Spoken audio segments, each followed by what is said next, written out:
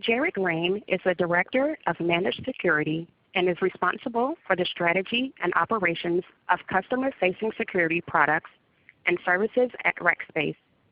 During his tenure, he has also served in several internal security architecture and product management roles, including the development of Barbican Key Management product, which is now part of the official OpenSec ecosystem. Jared holds a bachelor's and master's degree in computer science from Trinity and Lehigh Universities, respectively. Thank you. I would now like to turn the webinar over to Mr. Rain. You may begin. Thank you, and good morning, everybody. So as you can see on the screens here, today we're going to be talking about effectively managing cyber threats kind of from the point of view of Rackspace. Today is really a focus on what we're seeing in the market and what's driven us to make decisions around what we choose to offer for customers. But it's really more about what's going on in that space and what every customer should really be thinking about from a security perspective. So we won't be doing a whole lot of sales talk on the call today. Obviously, if you'd like to delve deeper in any of the information that you see today, feel free to reach out to your Rackspace account managers or your sales team, and we're happy to do that. Additionally, on the left-hand side of your interface, you'll see a chat area. We will be taking questions either during the presentation or at the end of the presentation as makes the most sense. So please feel free to jot them down as we're running through the slides if you have any questions or any topics that you'd like me to dig into that we don't explicitly cover. I'd far rather answer questions than have yabber at you guys for 45 minutes here. Great, so we're going to move in here. So as we mentioned, my name is Jared Rain. I'm the Director of Strategy and Operations for Rackspace Managed Security. As we mentioned, my background is in development. That's where I came from. Spent a lot of years doing security consulting, mostly in the application space, and moved over to Rackspace to kind of help run both internal security architectural roles, right, securing Rackspace internal information, as well as our security product roles and now our kind of managed services components. And I think most folks on the webinar today are familiar with Rackspace, but to give you really a high-level view, Rackspace is a hosting company. We've been in business for 16 or 17 years now, 300,000 plus customers. We're over 6,000 rackers these days. And the more important piece of kind of giving you some of this information is to give you a little bit of context of where we're seeing the threat landscape and the security landscape moving in the future, and what we believe not only Rackspace has to do, but all of our customers and other organizations that are out there as we're starting to think about operating in the kind of modern security world. Right? Rackspace has had to protect ourselves and our customers for 15 or 16 years now, and a lot of that experience goes into the decisions that we made in building the new offers that are in the market today, and we're going to talk about some of that decision-making process as we kind of go through. So historically, as we've thought about security as a security organization or a security profession, we really thought about kind of the layered approach, or you hear to it referred as defense in depth and various other things. And certainly the practitioner of that is difficult, right? Not only has it always been difficult to actually get the layers that you want, it's expensive to actually put all the layers in place. But some best practices have really come out, right? Creating DMZs, really paying attention to kind of the network component of access in your configuration, kind of the hardening and patching kind of components that make sure that we harden the environment, and then making sure that you're really paying attention to and taking care of your data over time. And the typical set of tools that we're all pretty used to and familiar with have been used to implement that, right? Firewalls, IDS, WAF, encryption, SSL, all the various other components that are pretty normal to a security program today, right? And really this has always been focused on kind of that traditional enterprise, right? So we had a data center, whether it was in our own organization or whether it was a managed colo organization, but it was generally owned by us and our operations teams inside the enterprise. And we spent a lot of time building walls around that component, right? And some of that was, for cost reasons, some of that was impact to business, right? As a security organizations, we were able to really kind of drive security around applications without forcing the business to rewrite software or to really deeply integrate security into the processes. We were able to just kind of put a layer around the outside of it and try to take care of it. And that worked for many years, right? We were able to draw pretty strong borders around those things. And depending on what your threat profile was over the last couple of years, it was generally effective. Obviously business has changed significantly. Not only have more and more organizations placed more and more critical data into their digital systems, right? It's the old joke now that pretty much every company is a tech company now because of the level of technology that they're using and the dependence of the business on that technology. But in addition to that, we're now starting to spread out, right? This idea of putting everything inside of our data center is dying a quick death, and so we're seeing connections to your typical infrastructure cloud providers, right? AWS, Azure, and Rackspace, as well as SaaS providers where people are using ServiceNow and Salesforce and other components as key parts of their business. And in addition to that, the workforce has changed significantly, right? We've got folks that are doing a lot of work on mobile devices, laptops and desktops, folks that are working remotely are far more common these days. So the access to our sensitive data is spread out. And of course, when you start adding BYOD, you start adding in issues around devices accessing sensitive data that as internal IT or as security groups, we don't have the amount of control that we would normally want over, right? Finally, another interesting component we've seen here is around the prevalence of big data in environments. And as we really start to collect all of the things to be able to run through our big data processes to get business intelligence out of them, that means the risk of a compromise goes up because we just have so much more data that in aggregate can become very valuable to attackers. Right? So fundamentally what it comes down to is this old idea of walls is obsolete. And I think this hopefully shouldn't be news for most folks. I think this has been coming for several years. People have been seeing it. But we still have a lot of organizations that are really struggling to transition their security organization or their security approach from a kind of wrap walls around it to a more modern approach that's aimed at modern types of threats. Right? And so we think about what does modern threat look like, right? One of the bigger changes that we've seen over the last couple of years is really the rise of the advanced persistent threat, or the APT. And historically, APT has been really aimed at high-level organizations, and it's been perpetrated by nation states, right? So it was us and the Chinese and the Russians and various other groups that were building kind of military and intelligence capabilities, and then using those to obviously garner intelligence, but also do things like steal intellectual property or some of these other types of things. And so as a hoster, what we would typically see is only our largest customers really being subjected to that type of attack. Because historically it was very expensive to build the capability to do that. So you had a limited number of threat actors that really had the resources to be able to launch those types of attacks. And that's really changed significantly, right? So there's a very robust kind of cyber weapons market that's available today. So for $25,000 you can go out and buy a fairly sophisticated cyber weapon that will be relatively effective when leveraged against common people. And so what we're seeing now is a wide variety of threat actors in the space that all have different goals, right? So in some of the new threats, certainly we're seeing destruction as one of the newer goals. We saw this with the Sony attack, where not only was information inside of the Sony system stolen, but the attackers kind of salted the earth before they left. And so if you can imagine your entire IT infrastructure being destroyed to the ground and having to spin that back up, and then imagine doing that at the scale of Sony, that was really the problem that they faced. And they had to go through and literally pull green bar dot matrix printers out of the storage so that they can print checks and those types of things just to keep the business moving because so many of their systems had been destroyed. That included influencing business decisions, which we saw in the same attack, right? The goal there was to really force senior leadership to make different decisions, right? And because of that, we're starting to see more and more interest at the senior leadership and board level in security, right? And hopefully this isn't much of a surprise to most, but I think leadership is now becoming more and more interested in it. We saw in the target breaches that the responsibility for a large breach like that can reach all the way up into the board and the C-suite. So lots more interest from senior leadership in what are we doing about security in general, and specifically how are we protecting ourselves, right? And as we know, this process is very, very expensive to go out and buy all these tools and build the teams that you need to be successful. And so how do we budget for it, right? How do we make sure that we're spending money on the threats that are actually applicable to us? All these kinds of questions are becoming more and more common. And Rackspace really started to hear a lot of those from our customers.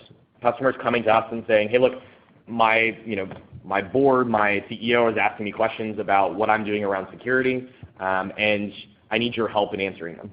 Right? And so that started to drive a lot of our thought around, okay, well, we know that this change in the threat landscape is happening. We know that our customers are under different types and more advanced types of threat.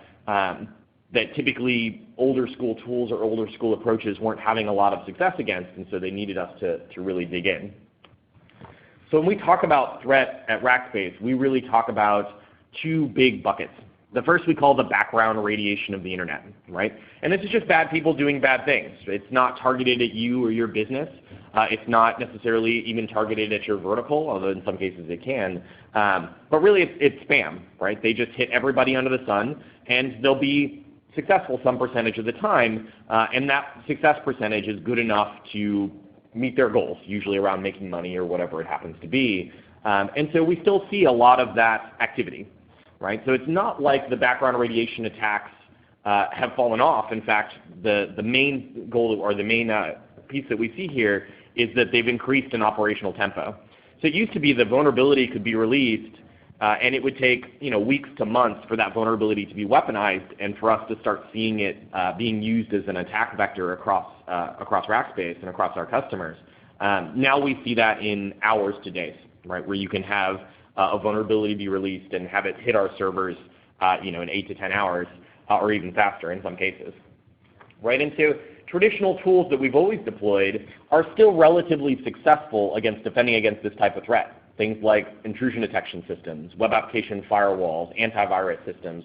Some of these things are still very focused and good at beating these types of threats. Now they have to have all of the up-to-date signatures, right? With that operational tempo increasing, they have to really be able to get all this information as to what bad looks like so that they can block, because these are fundamentally signature-based tools. Right? And so at Rackspace, we call this tactical threat intelligence. It's a pretty common term through the industry. And this process has to be fully automated now. Right? So you have to be able to pull threat intelligence from a variety of different feeds, combine that threat intelligence down, grade it in a way that you understand which intelligence is more valuable to you. Right? Putting signatures out into your tooling is fine and good, but if they can cause false positives, they can use up your SOC resources. If you're using intrusion prevention systems or a web application firewall, for example, they may block legitimate traffic. So there's a risk in just dumping the kitchen sink into your tools. So you have to pull all those different threat feeds and those different signatures down into a central kind of threat fusion team and grade them, not only for how effective or how trustworthy they are, but how likely they are to apply to your business and your technology, right? Easy example, if you're running all Linux, then you don't want to be alerting on Windows-based attacks because they don't matter to you in this case. So all that has to be automated because we can't take the time to have human beings do it anymore, right? If we have humans looking through all of that and doing all of that work, then it means that by the time the signature gets out to the tool, the attacks will have already started. Right? So that's kind of table stakes. I think everybody has to do that now. If you look at most managed tools that are in the market today, similar to like our Alert Logic platform that we use here at Rackspace, then they have that capability, right? Because we have to. But I think the other types of threats that we're really looking for is the same threat that we managed earlier, that we mentioned earlier. It's this advanced persistent threat. Right? And APT is a fancy term that I'm not particularly fond of, but the security community has landed on it, so I guess we'll go with it. But APT is characterized by a well-motivated, well-funded, well-trained attack force. Right? These aren't people screwing around. These aren't 15-year-olds in their parents' basement, if that trope ever really existed. These are generally folks that do this for a living, right? And they're very, very, very good at it. And the part of APT that matters is the persistent part, right? It's a persistent adaptive attack. So they're going to look at you, they're going to hit you, figure out how you're defending, what tools you're using, how your infrastructure works, how fast your response times are, and they're going to use that information to adjust the way that they come after the organization. Right? And so it's an all-day, never-ending fight. In fact, the joke inside Rackspace and from some of the other practitioners I've talked to is, if you don't see the APT attacking you today, it's because they beat you and you just don't know where they are right now. Right? And so it's that capability of the APT that really forces us from a defense platform to get into the 24/7 security operations center mode of thinking, right? Because without that kind of coverage, you're going to have a really difficult time protecting the enterprise, right? So especially when a lot of our adversaries are based in countries that are wildly different time zones than us. So we typically see, our Chinese attack traffic happening during the Chinese day, right? So at 2, 3 o'clock in the morning in the US is when you're most likely to see that particular type of traffic when you're the busiest, right? So based on this kind of look at the threat and the threat landscape that's changing, we kind of backed up and we said, all right, so what does it look like in the market? What are our customers having challenges with? And what are we seeing the rest of the market having challenges with? And first and foremost, that really comes down to limited security expertise and resources.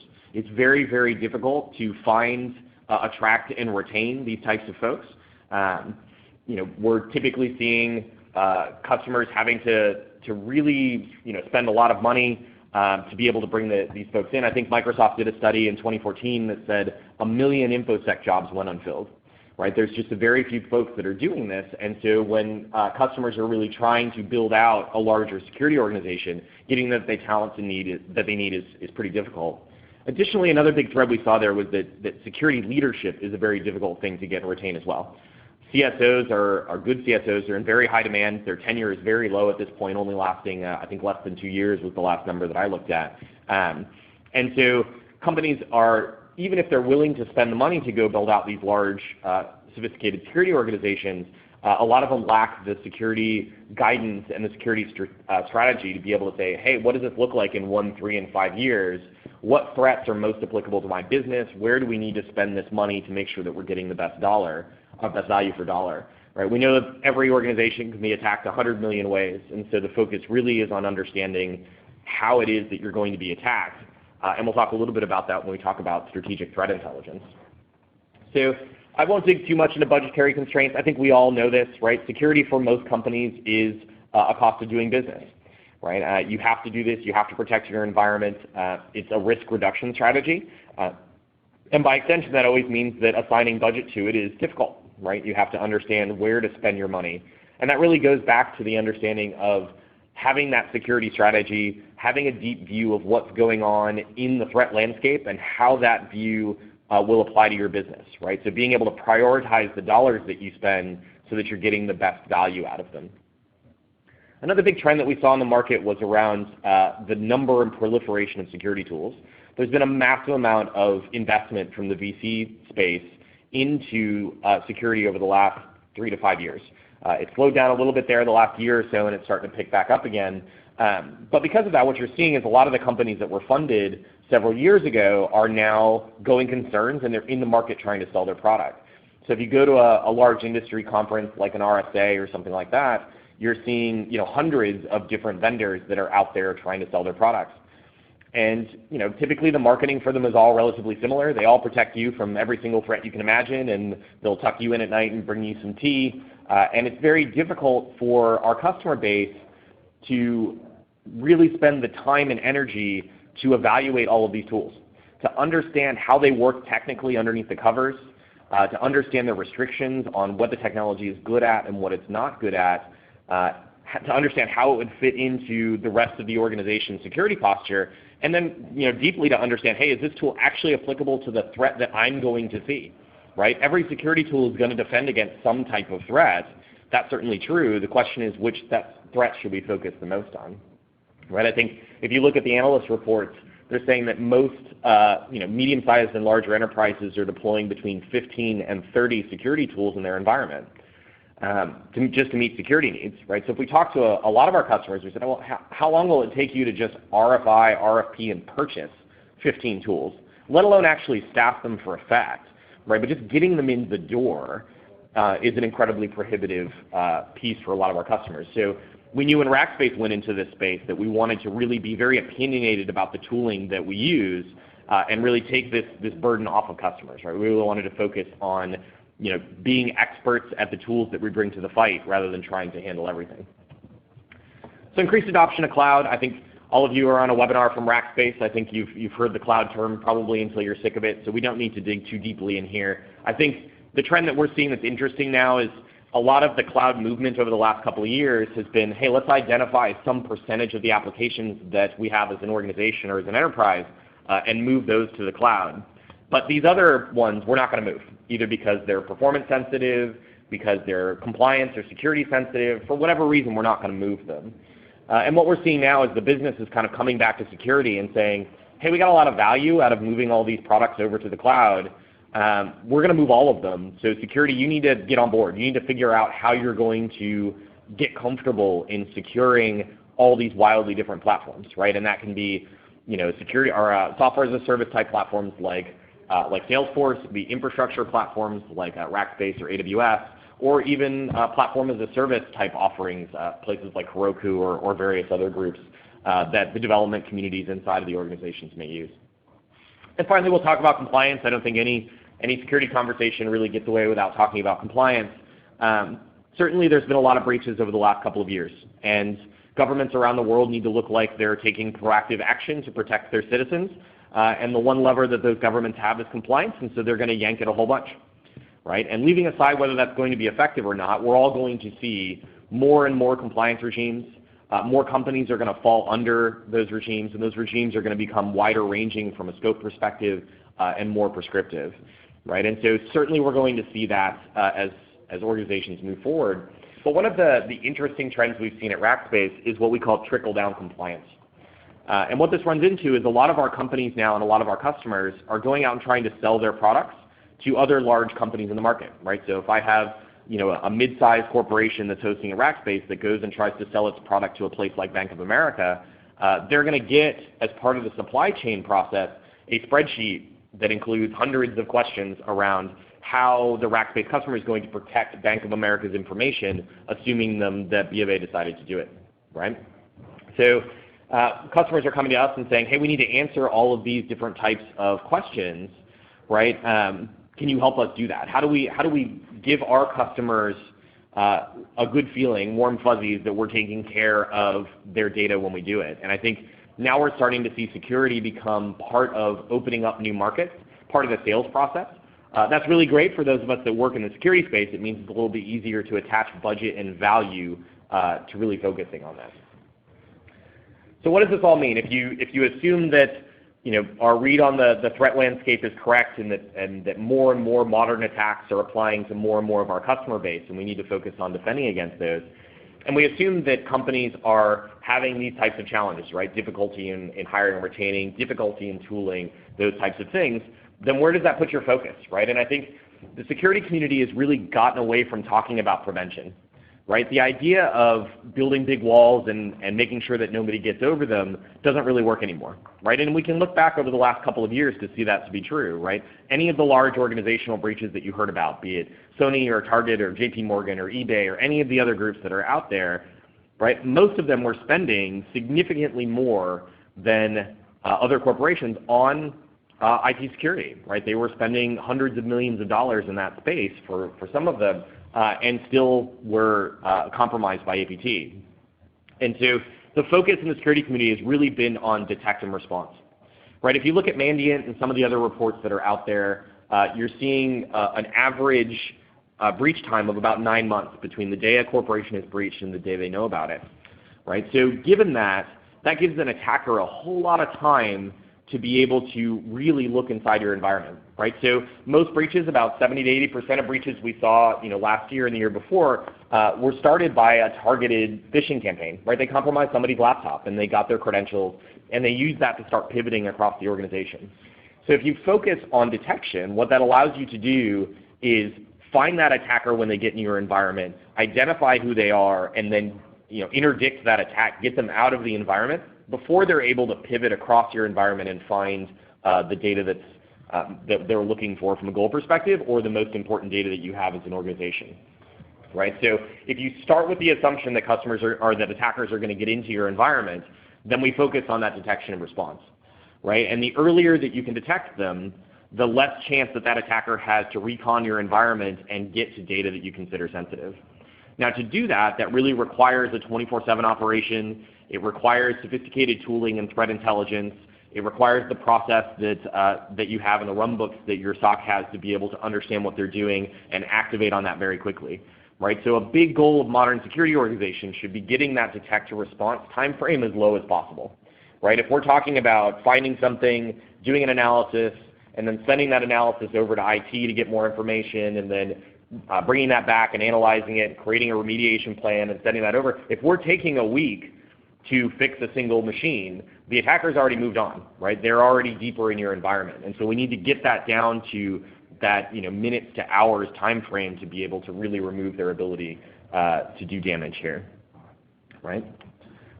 So when we look at visibility, when we look at detection response, what we have to have is deep visibility into every level of the stack. It's not sufficient enough anymore to just focus on one side of the host or network-based debate. We really need both, right? And so host-based tools are generally agents on boxes, and they really surface a lot of what we call security telemetry, or just data about the environment back up to the analytics platforms, right? And network does the same general piece, but it's aimed at really the network information that's flowing across the environment, as you would expect, right? And both of these tools, both of these kind of sensor nets are really aimed at both of those types of threats, right? Both the signature-based stuff, you still need to do that, right? You still need IDS and WAF and some of these other capabilities that are out there, right? But they're also designed to support a security operations center with the information that it needs to detect and interdict the APT, right? And that's called the triple stack, as you'll see it referred to: host-based, network-based, and security analytics, which we'll talking about in a second. So, and as we talked about before, if you look at the organizations that had breaches over the last couple of years, they had some of that signature-based tooling deployed, right? What they didn't necessarily have in a lot of cases was the ability to pull all that information down into a 24/7 security operations center that was much more proactive, performing cyber hunting missions, really based on strategic threat intelligence, those types of things that allowed them to understand what their threats were and interdict them. I'm seeing some questions come across here, so we'll definitely get to these as we get a little deeper into the presentation. All right, so in addition to the host and network capability, we really need to focus on the security analytics, right? As you start getting all this telemetry from all of your hosts and all of your network, as you can imagine, it quickly becomes overwhelming, right? It's lots and lots and lots of information. And the traditional approach with a more traditional SIEM or the security information event management platforms that are out there today is to throw away a lot of that data, right? Just because there's too much. And so for it to be performant, for us to be able to use that data, we had to throw away a lot of it. And I think the security community is really moving towards the big data kind of piece. Some companies are farther along that path than others, but that's where we're all going to go. I think there's no disagreement in the community that that's where we're going to have to go. And what that allows you to do is store all of that raw data for all of the sensors that you have in the environment, and then use standard big data techniques. You start out with things like behavioral analytics and anomaly detection to start to guide your security operations center's approach. Right? And so now instead of getting an alert that says, hey, something bad's happened, you get an alert that says something on the continuum of badness is happening. It could be bad. It may not be bad. Right? It's going to give it some kind of score. And that's really where your expertise comes in. Your SOC analyst or your security operations center analyst has to step in and say, hey, what's going on here? Is this an incident? Is this indicative of an attacker? And to be successful at that, they need to know what's going on in the business. But they also need to know what threat actors are out there and what threat actors are likely to be attacking this particular environment, and what techniques and procedures do those threat actors typically use, right? So if I'm seeing evidence in an environment of a particular type of attack that threat actors that I know target this customer use, then that's going to raise the criticality or raise the chance that it's an actual attack. So all this gets backed by threat intelligence, and I've talked a little bit about threat intel here over the last couple of slides, but Rackspace really splits it into two buckets. There's that tactical threat intelligence that we talked about making your tools effective with signatures. But there's also strategic threat intelligence. And strategic threat intelligence is really about understanding who the attack groups are, who are the APT attackers, who are your threat actors that are out there. What do they want? What are their goals? What areas do they operate in? Who do they typically attack? Is it financial services? Is it healthcare? Those types of. And what techniques and procedures do they use, right? How do they go about achieving their mission, right? And what do you do when that changes, right? So typically what we'll see a good opportunity for a cyber hunting or a proactive kind of SOC mission is when a particular threat actor changes what they're doing, right? So they decide that they're operationally going to do something slightly differently, and so we as a security operations center need to step in and go actively look in the environment for evidence of that new technique, right? So say they're using Tor to anonymize their network traffic, right? Well, let's go look for Tor, right? Because Tor may not set off alarms as being attack traffic normally, but in this case, we're going to say, hey, there's an attack threat actor that's active in my space that's using Tor as part of their attack. So as Security Operations Center, let's go look, right? I may not have an alert that tells me I need to go look, but let's go look because I know from my threat intelligence capability that's going to be indicative of this threat actor being active in our environment. Right? So you've got to match that security analytics raw horsepower, big data capability with your threat intelligence capabilities to really start to mine all of that data that's coming back from your sensor nets to tell you, hey, bad things are happening or bad things aren't happening, right? Because we can't rely on the signature pieces to pick all that stuff up anymore. So what do? Right? We go and we build this great detect and response offer, right? And that's fabulous.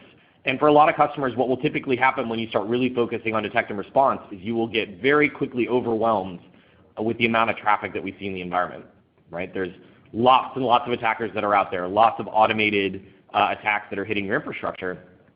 And so while we can't prevent customers from getting or attackers from getting in the environment, we do want to deter them, right? We want to make it difficult. And there are a lot of reasons to do that, right? One is to reduce the load in your SOC and making sure that your security operation is focusing on actual threats to your business, threats that are likely or are being effective from an attack perspective, as opposed to just that background radiation, right? And then, so in addition to that, deterrence really makes it more expensive for an attacker to operate, right? So most attackers are able to get a foothold in your environment, and then they start doing reconnaissance and they start pushing across your environment and getting different credentials and escalating their privileges and figuring out where your sensitive data is so that they can steal it. And so if we focus on deterrence, we can make that environment inhospitable to an attacker, right? So we can make it more expensive for them to operate. And fundamentally what that does is it slows them down, right? And that gives your detect and response offer time to work, right? It really makes sure that if the attacker has to be more aggressive about recon, if it takes them longer to pivot and get credentials in your environment, that it means you can detect them earlier in their kill chain and there's less cleanup work to do, less analysis to do, and the attacker learns less about your environment, which overall makes you more effective, right? So when we look at deterrence, what is it? Well, it's good hygiene. It's eating your vegetables, right? So it's doing vulnerability management and patch management. It's hardening your configurations. It's paying attention to what users are doing across your environment. File integrity management is something that the PCI specifically requires. And the nice benefit about doing all of this hygiene work is that it checks off a lot of boxes that you have in corporate compliance. Right? The best approach to compliance from a security perspective, is to do the security piece. Secure your environment. That's what you actually care about, is protecting your data from compromise. Right? Compliance is a business necessity. You have to do it. Right? But what you want to do is secure your environment and have compliance fall out of that. Right? Making sure that you're checking those compliance boxes as you're going and making sure that you're supporting the business need. Right? And so by focusing on that deterrence capability, you get a lot of value in actually protecting your environment, but you're also checking the boxes that you need to check from a compliance perspective. All right? So when Rackspace stepped into this, we broke this into two offers as we've talked about. The first, that detect and response offer, that's what we call managed security. And our deterrence offer is really around compliance assistance. It's around helping customers go out and do that. And I'm not going to drain this entire slide. It's a little salesy for this particular talk. But what it comes down to is, Rackspace has historically been a support company. That's what we do. That's our DNA. That's why we're the home of fanatical support. And so what we did is we looked and we said, hey, look, when we look at being experts in storage for customers, we go out and buy the best of breed technologies that are out there. We get the best experts that are out there, and we layer our support on top of it. And that's fundamentally what we do in security, right? So you get access to the best-of-breed tools that are out there. Rackspace goes and takes the headache of going and purchasing them and dealing with all the vendors and contracts and all of those things. You get our best-of-breed expertise, right? So we have a 24/7 security operations center here in San Antonio. We'll be expanding those operations centers this year and next year. And these are staffed with people who came out of the Air Force Cyber Command or out of NSA or GCHQ and have been doing offensive and defensive cyber warfare for 10 or 15 years, right? Those are the type of folks that Rackspace can bluntly afford to pay for. But also, a lot of these guys and gals who have done this work, they want to stay in the fight, right? They like being on the tip of the spear. And at Rackspace, they get to see the information for 300,000 customers, and that gives them a lot of access to what's going on. It challenges them. It makes sure they keep their skills sharp. And so we're able to keep a very high caliber of folks in the SOC that we can afford because we can spread those folks across a lot of different customers. Right? And by being very opinionated about our tooling, by kind of going out to the market and saying, hey, Rackspace is going to choose this tooling that makes the most sense, that allows us a bunch of benefits. One, I don't have to staff for every tool in the environment, right? I don't have to be an expert in every tool out there. I just have to be an expert in the tools I bring to the fight. So that means I need fewer rackers, right? It also means that my automation is a lot more effective because I'm only automating a set of tools. And both of those really aim towards driving the cost of this service down, right? Typically a full 24/7 operations center, the tooling to go with it and all those things is going to run you between $3 to $5 million to get started. And so it was really only the providence of very large organizations. And so what Rackspace has tried to do is take all of this theory that we've been talking about over the last half hour here and boil that down to an offer that is really effective against both the signature-based and APT-style attackers and make that available to customers who can't afford to or don't have any desire to build it themselves. Right? Building this type of capability is expensive, but it also requires a lot of focus from the organization, which can be detrimental when you're trying to go out there and do your business. Right? So finally here, we'll kind of wrap up and then we're going to jump into some questions. So as we know, nobody secures things for the sake of securing them, right? We secure things to meet business goals. That's our rule for existing, right? I think we have a good saying inside of Rackspace that, you know, at the end of the day, it's a lot like brakes on a car. If every car went 5 miles an hour, you don't need any brakes. If you want to go 50, you need some brakes, right? So our goal as security organizations should be to enable the business to meet business goals, right? To meet their growth goals, to meet their cost goals, whatever it happens to be. So we need to be business enablers. You know, the days of security standing in the corner saying no, no, no, no, no are not really effective, right? Especially as the business is starting to move out into all of these different platforms. And so as the goal of business enablers, that means we need to start to really think about how we work with all of the platforms that are out there, right? And the fact is we hear a lot of noise about, you know, dedicated is secure versus cloud is secure versus whatever, or insecure or harder. And it fundamentally comes down to every platform that your business will consume from an IT perspective is different, right? They all have different strengths and weaknesses from a security perspective.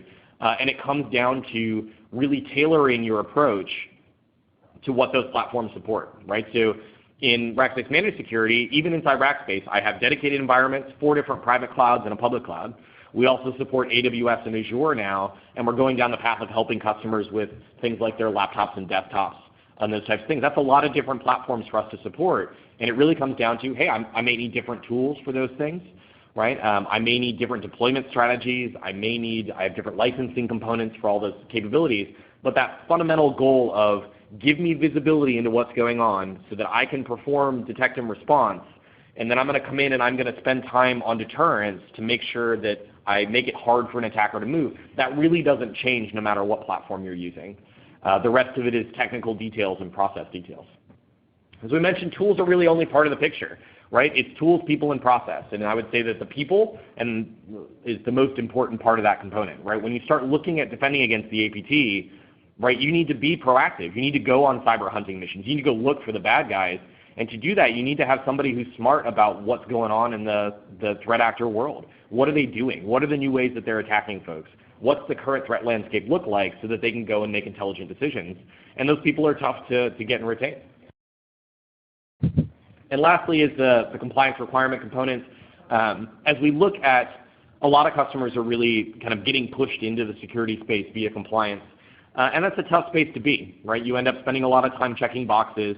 It's very expensive, and it may not drive a lot of security value to your organization, right? A lot of times wherever security and compliance overlap is more of a happy accident than much of a goal. So if you start by looking at the detection and response and deterrence capabilities, and then as you meet those goals, if you structure them so that you're meeting the compliance obligations that your business has, then you get the best of both worlds. You have to do compliance. You don't have a choice around it, right? But you can try to get as much security value out of the dollars that you're spending on the security and compliance side. Right, so that's the end of my yabbering. There's some questions here, so we're going to start running through these. And feel free to use the chat on the side of your screen there to ask additional ones. So a question from Tony here. So CSO tenure of 2 years, is that due to it being an impossible or thankless job, or are these roles being poached due to high demand? I'd say it's both, right? I think in a lot of organizations, CSO is a pretty thankless role. I think we're seeing that change over time, right? As you know, CEOs and boards start to get more involved in what cyber risk looks like for companies. They're really starting to look for CSOs and CISOs that have a deep understanding and are able to map the strong business goals and supporting the business going forward with what really needs to be done from a security compliance perspective. Historically, a lot of CSOs have basically been folks that came up, got a CISSP, but they came up through the IT organization, right? And so it was a bit more difficult. And a lot of CSOs operated as fall guys, right? If something bad happened, the CSO got fired, and so there wasn't a lot of reason for a CSO to get very kind of deep with the company that they were working with. So I think that's changing. I think that will continue to change. That being said, it's also being driven by the fact that, as you mentioned, these are very difficult people to find. They're highly in demand, right? More and more companies are going out and trying to find these high-level CSOs, and especially large organizations are looking for those that have experience. And so with the kind of money that those folks are throwing around, it becomes very difficult to find and retain those types of folks. And hopefully we'll see more and more people coming out of the security industry, security consulting, and the IT organizations that have more security experience. And so there'll be more fish in the pond, as it were, but it's going to take some time to get there. So next question. How do you guys handle customers that want to be involved as much as possible? So it's a good question. So where appropriate or where possible, we give customers direct access to the tooling if they want it. Some of our tools obviously aggregate customer information, so we don't allow customers to have access to those. But a lot of customers will really span the gamut from customers who have no security expertise at all and really want Rackspace to try to take over a lot of that capability, all the way up to customers that have their own internal security operations centers, and they're really leveraging us as a force multiplier, right? So we certainly give access to data. I mean, it's your data as a customer. We're happy to give access to it to customers, and they can do whatever they will with it. And during our onboarding process, we spend a lot of time understanding at what level customers want to be communicated with and how they want to be involved in the component or involved in the offer. So let's see. So next question here, is this a tool that can replace the use of Tripwire? So Tripwire is used for file integrity management primarily today. So our compliance assistance offer does include a file integrity management component for those customers that need it. FIM is a difficult tool to implement and get value out of. It tends to be very noisy, and so most customers tend to stop paying attention to it relatively quickly. So our goal on the managed FIM component is to really focus down what we're monitoring from a FIM perspective to the things that are indicative of an attack. Right, so let's monitor the files that, if they are changed, are likely to indicate an attacker in the environment. Right, because that's fundamentally what we want to find. Right, alerting on every single file that changes on a host is not valuable from a security perspective. It's just noise. Right, so if we focus on the things that will be most valuable, that gets that alert set down, and we can focus on, hey, is this actually something we need to pay attention to? In addition to that, we're working with a couple of other suppliers that are out there in the space to try to make FIM a better tool in the long run. And so generally kind of happy with the direction that that's going, and I think it'll get better in the future. So we'll be interested in how many GIAC certified security engineers. So in our security operations center, we obviously don't require the level 1s to have GCIH or GIAC when they start, but obviously they have to build into that. So all of our level 2s and level 3s are required to have the various certifications, and that's part of their onboarding and training process that we do at Rackspace. The current group that we have is a 24/7 operation here in the castle in San Antonio, Texas. And as I said before, we're going to be expanding that to most likely the UK and then APAC later this year and next year. And the goal there is that each of those SOCs will be standalone 24/7 capable, but they'll also support each other. Right, and that means if we have a facilities issue in one of our facilities for some reason, or a people issue or whatever it happens to be, that environments don't go uncovered for any period of time. Right, and so that's the long-term goal there. All right, so let's see, another question here. All right, should compliance be considered a separate area and kept separate from security only because they usually get perceived as if we are compliant and then secure? It's a good question, right? They're obviously conflated a lot, right? And because it's very difficult for most corporations or government agencies, for that matter, to assess the security of a company, right? Compliance gets used as the yardstick for a lot of customers. So we have a lot of customers that come to us asking about PCI or get asked about their being PCI, not because they actually have any payment card data, but just because that's the only way that, or the only yardstick that a lot of people have, right? So I do think that that compliance is a separate area. It's a separate discipline. It requires specialists and experts in that discipline, especially as we're seeing the compliance regimes multiply, right? So it's not only PCI anymore. Most companies are still dealing with things like SOX. They may be doing with ISO if they're operating internationally. If they're, HIPAA high-tech is another big one. Safe harbor, we got a bit of a reprieve on, but data privacy laws are becoming more stringent, especially in the European theater. So, you will still need a compliance team. There's no question about that, and they will still care and feed the compliance obligations that you have a business because you can't shirk those, right? They are business necessities. I think the goal here is that security really should be focused on doing the mission, right? Protecting the organization, detecting and responding attacks that are in the environment, hardening the environment to provide a deterrence capability. But what matters is that compliance obviously will need to provide a lot of input into that, and security needs to design the things that they're doing to meet compliance goals, right? A good example would be something like network visibility, right? So I can do network visibility from a SOC perspective by looking at things like NetFlow and having selective full packet capture. I don't need IDS. I don't need intrusion detection to necessarily do that. It can be helpful, right? But I don't have to have it, right? But when you look at most compliance regimes, IDS is non-negotiable. You have to have it. So if you're a security organization, look, I'm going to go build a network visibility platform that includes an IDS component. Even if I don't necessarily need it from a security perspective, I may need it from a compliance perspective, and so I need to do that. So when the compliance guy comes and says, hey, are we meeting 6.4.3, I can say, yes, we are, right? But I do agree with you that there are separate disciplines. All right, let's see. So specific question here from Sean around FIM, I believe, create logs in the event of an audit request. So I'm not sure what you're aiming at there. Happy to dig into it differently. Maybe we can do a call offline with this with your account team and myself if you're a Rackspace customer, or just with me if you'd like, and we can kind of talk through exactly how that integration works. As I mentioned, FIM is a difficult tool to get value out of, and so we really want to focus on narrowing down the number of alerts that we're going to see to things that are evaluated as possible security incidents. All right, question about SIM here.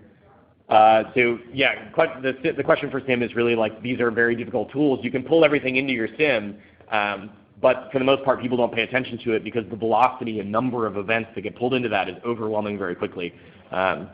So you're absolutely right. I mean, it's a good criticism of SIM in general, and there are a couple of ways to do that. The first is really approach it with a strong set of highly trained people, right? Some of that is difficult to hire and retain, as we talked about, and this is partially why SIM and a lot of those capabilities are moving the big data route, is to try to separate a little bit of the noise or get rid of some of the noise. But SIM is a difficult tool to get value out of. It requires a good, strong security organization that has a lot of resources that a lot of security organizations don't have today, right? So if you look at Rackspace Managed Security organization that I run, not only do you have to have that security operations center, you also have to have a team dedicated to compliance. You have to have a team dedicated to vulnerability management, threat intelligence.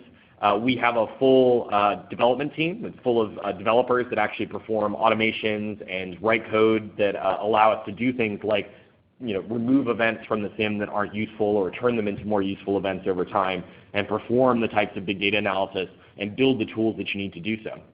Right? So there's a lot of capability that you have to add to that, and a lot of customers that we talk to at Rackspace, if they're lucky, maybe have one or two people in the IT organization that have security backgrounds and security responsibility, but those folks are just buried. Right? So installing a SIM doesn't help you solve the problem. Right? It's a tool that gets used by your analysts and your expertise to solve problems. And so if you don't have the bodies to really staff it, and you don't have the devs, and you don't have the expertise to tune it, then yeah, SIM is just going to be a glorified log management platform that's very, very, very expensive. All right, so we're coming down to it. We got about 5 minutes left here. So if anybody has any additional questions, feel free to send them over. I think there's one or two left here that we'll hit, and then we'll call it a day. First question here, or another one is cloud more secure than traditional enterprises? It's an open question. As I mentioned before, I think some people believe cloud is more secure in that the cloud hosting provider is spending a lot of time and money to secure infrastructure. Some people believe enterprise is more secure, where you have ultimate control and you can wrap your arms around it. I think the way Rackspace looks at it, the way I've looked at it, is most organizations are on a journey to cloud. There are some that have started there, right? Born in the cloud companies and startups and stuff like that that continue to do that. But a lot of our organizations that have been around in a while, they have a wide suite of applications, and those applications range from brand new under development by developers type stuff that may be fully DevOps enabled and out on AWS or Rackspace and those types of things, all the way down to software that was written 10 years ago that nobody pays attention to anymore, or shrink wrap software that they purchased from a vendor. And so it's a question of we're going to use a bunch of platforms to solve the IT and the business needs that we have, and so we have to tune to those platforms, right? And I think cloud offers certain benefits, and Dedicate offers certain benefits. And so depending on the application and depending on the various security needs and the threat landscape for that particular business. So what threats are we actually trying to defend against? It's hard to say whether something is secure without really understanding what the threat model is, right? Who's going to attack you and how are they going to attack you? And then you can start looking at defensive countermeasures that you can put in place. And then that'll start to tell you, hey, well, these types of countermeasures that I need are very difficult to deploy on a private cloud. Instead, I should use public cloud, or I should use dedicated. It's a good question there. Do you have a spot where you list recommended security software? So obviously Rackspace is very happy to be open about the tools that we use internally. Those tools, we're very opinionated about those, as I mentioned. So that really allows you to focus on capabilities rather than individual tools, right? So we generally like to talk about host protection, network protection, vulnerability management, log management, hardening, all of these different capabilities that a modern security organization needs. And most customers are okay to let Rackspace worry about how we deliver those under the covers. Because if you can imagine, doing network visibility in a Rackspace dedicated environment where I have access to the switch, our physical switch, is very different from doing network visibility in something like AWS. Right? And so the tooling underneath the covers may actually change for us to be able to do that. We're happy to be open about what tools we use. We do change those over time. So as a pure service offer, we will review our tools. We generally do it about every 6 months. And then we'll decide, hey, is this still the right tool for our customers? Is it still meeting the needs from the threat landscape? Is it protecting against what we want? Is it cost effective? Is it scalable? Is it providing the service that our customers want? And we'll swap those out over time. So certainly if you'd like a list of tools that we use, reach out to your Rackspace sales folks or your account managers, and we're happy to have deeper conversations about that if you're curious. We don't have time to go through the whole list on this particular call, but happy to talk about that. Right, so let's see, there's an open question here about PCI DSS and compliance and whether that means I'm secure or not. I think we've danced around this one. I think we've covered it, but compliance at this point is about being compliant, right? Just like taking the SAT measures how good you are at taking the SAT. It doesn't measure much else. So in that case, we're really looking at, yes, PCI and various other pieces do have value in that they drive companies to meet security obligations, some of which are good obligations, right? But any compliance regime, especially one as restrictive as something like PCI, you will find areas that are difficult for you as a business to adopt and that may not match the processes that you want to follow, right? And so it's really key to understand and focus on what are the security goals I'm actually trying to achieve. And that way when you go talk to your auditor, you can say, hey, look, I'm not going to do the exact thing that PCI tells me to do, but I'm meeting the intent of the requirement. I'm meeting the security goal by doing these things over here. It's called a compensating control, and it allows you to say, hey, look, I'm not going to do what PCI told me to do. I'm going to do something better, and here's what it is. And that way you can really focus on meeting the security goals of your security operations center in your business while also meeting the business necessity of compliance. So I think we've exhausted our time here. We only have a couple minutes left. So I do just want to say a quick thank you to everyone that's shown up. I know it's sometimes difficult to sit through listening to somebody yabber on a WebEx here for an hour. But we do appreciate it. Obviously, Rackspace is always happy to have deeper conversations with anyone. Please reach out to your sales teams, your account managers, or just hit up rackspace.com if you'd like to schedule some time for us to talk. And we can go deeper into not only the offer, but also how it would apply to your environment. So thank you very much for your time, and we'll sign off now. Ladies and gentlemen, that does conclude the webinar for today. We thank you for your participation and ask that you please disconnect your line.